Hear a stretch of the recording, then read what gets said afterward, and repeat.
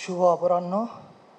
অমর একুশে বইমেলা 2025-এর উদ্বোধন অনুষ্ঠানের প্রধান অতিথি, অন্তর্বর্তীকালীন সরকার উপদেষ্টাবৃন্দ, রাজনৈতিক নেতৃবৃন্দ, বাংলা একাডেমির ফেলো এবং সুধীমণ্ডলী,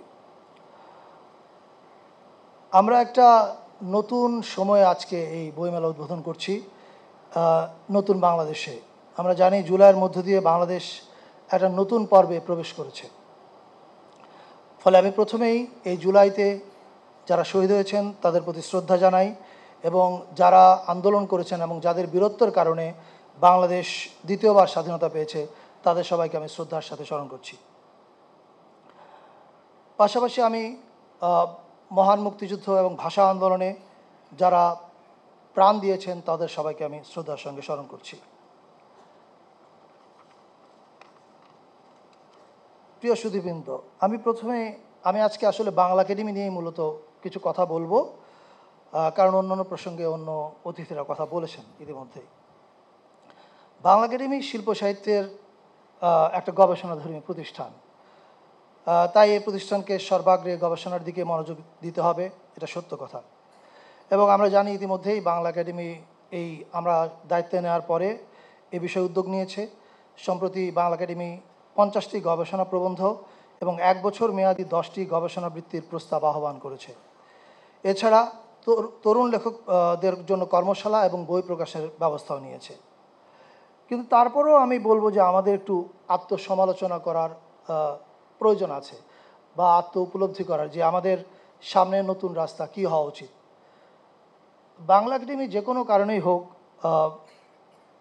এটা একটা কাজ তো আমাদের অতীত নিয়ে যেমন গবেষণা করা, আবার আমাদের সামনে দিয়ে যে বর্তমানটা অতীত হয়ে যাচ্ছে এই বর্তমানটাকেও স্পর্শ করতে পারাটাই একাডেমির গুরুত্বপূর্ণ কাজ।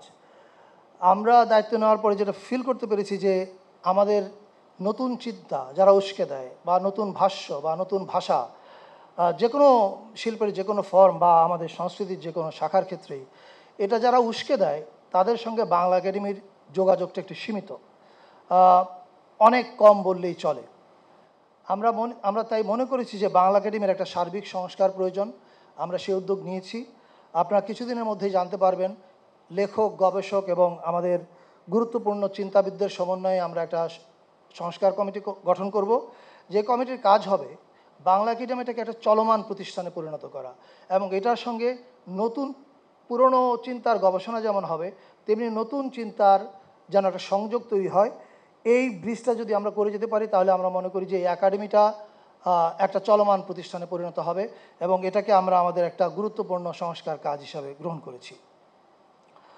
উপস্থিত সুধীবৃন্দ, শেষে আমি বলতে চাই যে মাসব্যাপী অমর একুশে বইমেলার লেখক, পাঠক, প্রকাশক সহ সকল শ্রেণী পেশার মানুষের কাছে এটা আক্ষরিক অর্থেই প্রাণের মেলা। এ মেলায় সকল ধর্ম, বর্ণ, শ্রেণী পেশার মানুষ স্বতঃস্ফূর্তভাবে অংশগ্রহণ করবে বলে আমরা আশা করি, এবং আমরা দৃঢ়ভাবে বিশ্বাস করি অমর একুশের চেতনাকে ধারণ করে বইমেলার মধ্য দিয়ে বাংলা ভাষা ও সাহিত্য আরও ব্যাপক পরিসরে বিশ্বজুড়ে ছড়িয়ে পড়বে।